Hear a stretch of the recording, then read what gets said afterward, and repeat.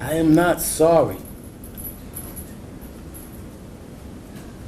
for something I didn't do, and I am not sorry for the things I did do.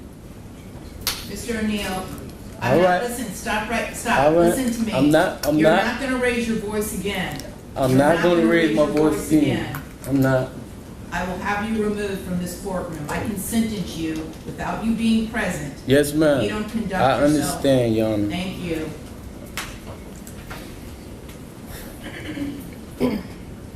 But I will say, I'm sorry for your loss. 19 years I've been at this job. I've seen human beings killed at the hands of others in every way imaginable. You name it, I've seen it. Shootings, stabbings, drownings, suffocatings, blown apart by cars in DUI manslaughter cases. Horrible things. This is the worst case I have ever seen as far as the facts go.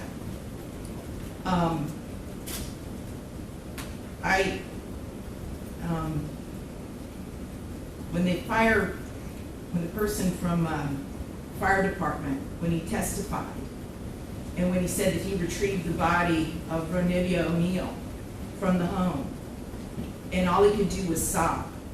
It took every ounce I had not to start sobbing too. Because there is no way any person with any feeling could have witnessed or seen the photos of what occurred that night and not be haunted for the rest of your life. I know I will be. For the rest of my life, I'll be haunted by what I saw as far as the evidence and just the abject cruelty of it all. The abject cruelty. And I was aware, because I reviewed a lot of the discovery ahead of time, as you well know, did a lot of in-camera inspection of a lot of documents.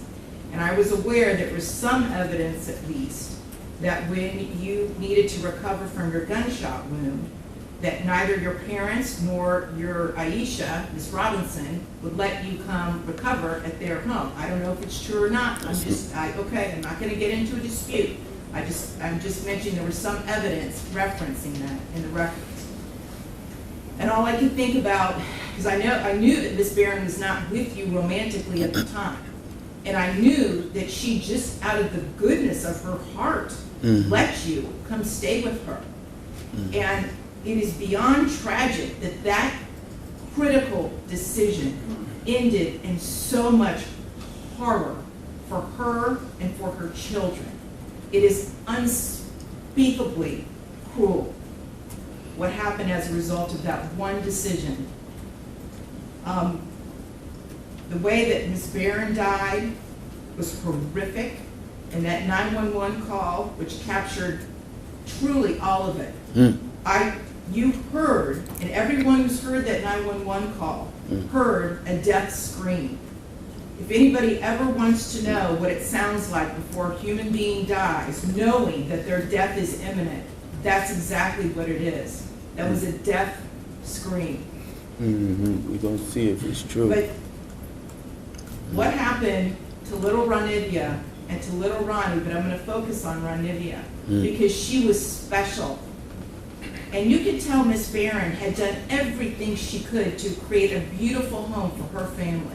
I noticed that the Ronivia's bedroom, before you set it on fire, you could tell she tried so hard to make her feel like a princess. Kenyatta did everything she could. And I noticed too in the kitchen, on the refrigerator, she put up magnets that said faith, love, family, hope. And then you know what else happened to that refrigerator during that night? It got splattered with blood all over it due to what happened. Little Ronivia, she couldn't scream, she couldn't run away. If you're finding this case as powerful as we are, make sure to like the video and subscribe. We bring you the most unforgettable courtroom moments every week. She witnessed what you did to her mother, as far as shooting her mother in the arm with the gunshot. She knew. And the horror that that child suffered. And She already had a life where she was born with challenges regarding her physical and her mental disabilities. But the pain and suffering that she suffered that night at your hands, unspeakable, absolutely unspeakable. And at the moment, that first time you struck her with that hatchet, and little Ronnie testified that all he could see was tears coming out of his sister's face.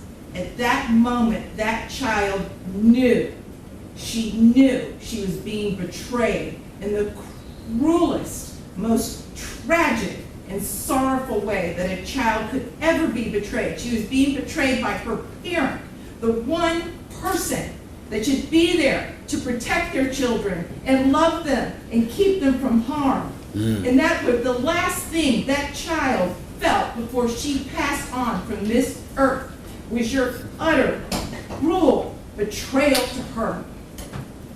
And I read somewhere, and I don't know if it's true or not, I have no idea, but I read somewhere that souls pick their lives, and that they know exactly how difficult their lives are going to be before they enter into this world. And I don't know if that's true or not, but if it is, Ronivia O'Neal is one of the bravest souls I have ever come across in my 54 years on this planet. One of the bravest ever, ever, because she suffered so traumatically. And just like that, the judge brought his remarks to a close. Some courtroom cases are forgotten with time, but others stay with everyone who hears them. This was clearly one of those cases, and it's easy to understand why.